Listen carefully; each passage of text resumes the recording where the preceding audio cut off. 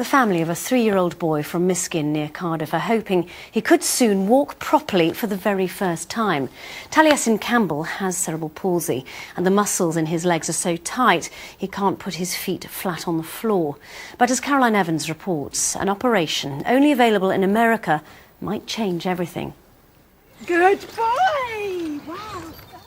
Riding a bike, a feeling of freedom for any child. But for 3-year-old Taliesin, it's a moment's release from the struggle of walking and a chance to race with his younger brother. He gets around the house normally by crawling. He can walk with a K-frame. But he tends to walk, he'll trip over himself when he walks, and his legs have the tendency to cross. So it's obviously very difficult for him to walk, and each step is a challenge.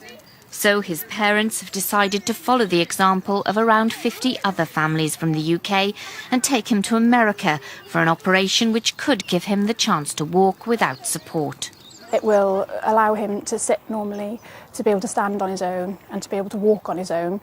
At the moment we provide lots of stretches during the day and lots of physiotherapy, and we've been told that we'd hope that he wouldn't actually, in about 10 years' time, he wouldn't need that intensity and he would be much better, and certainly that would be independent, completely independent, which is obviously our big hope for him.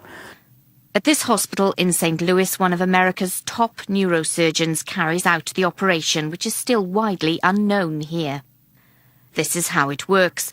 The surgeons expose the nerves in the spine that control the feeling in the legs. Then they test each one with a small electrical current. Some will be hyperactive. These are cut. With the signals to the legs reduced, the muscles relax. This is not an experimental procedure. It has been around in this country 23 years. I hope UK and NHS will assess this and make appropriate policy. What do you want to play with now?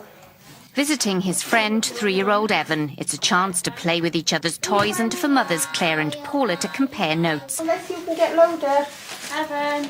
Evan had the operation just weeks ago, but it's already been life-changing. He can stand for 18 seconds now on his own, so that's a miracle in itself, because if you just stood him up at all beforehand, he would just collapse.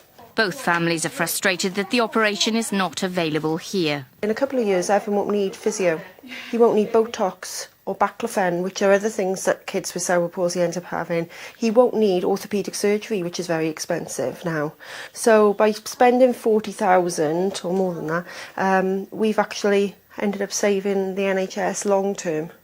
For Claire, it's been a difficult decision weighing up the risks, but she's made up her mind, and now she needs to raise £40,000 to be able to go. Now, earlier I spoke to John Gooden from Leeds Children's Hospital. He's a consultant paediatric neurosurgeon. I began by asking him what the difference is between the surgery available here and in America. At the moment, the operation that's on offer here is an operation that involves a large incision over the lower back with removing between 5 and 7 segments of bone to be able to get to the spinal nerves in that region. What Dr. Park has developed over in St. Louis has been a much more refined version of that, where over the last 25 years he's gone for a smaller and a smaller incision.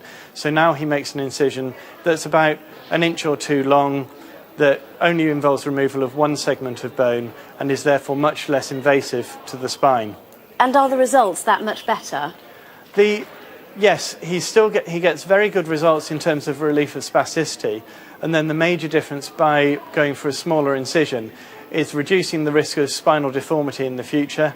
He hasn't, with his minimal incision, he hasn't had any episodes of spinal deformity through that, and also reducing the risk of other complications, reducing the wound pain, able to get patients up out of bed much sooner.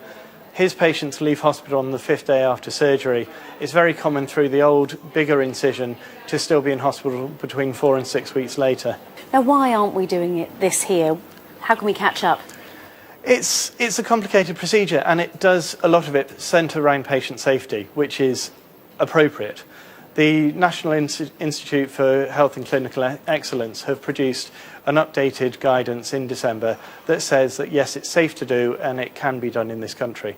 The process now is for me, and I've got a colleague down in Bristol as well, for us to speak to our regional specialist commissioners who need to discuss with the national specialist commissioners about developing a service.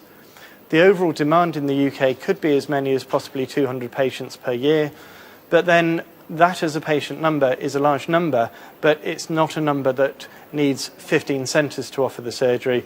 It's a number where maybe 2, 3 or 4 centres would be good to offer the surgery, so that you have the right infrastructure there to provide the surgery itself and the post-operative care and rehabilitation required.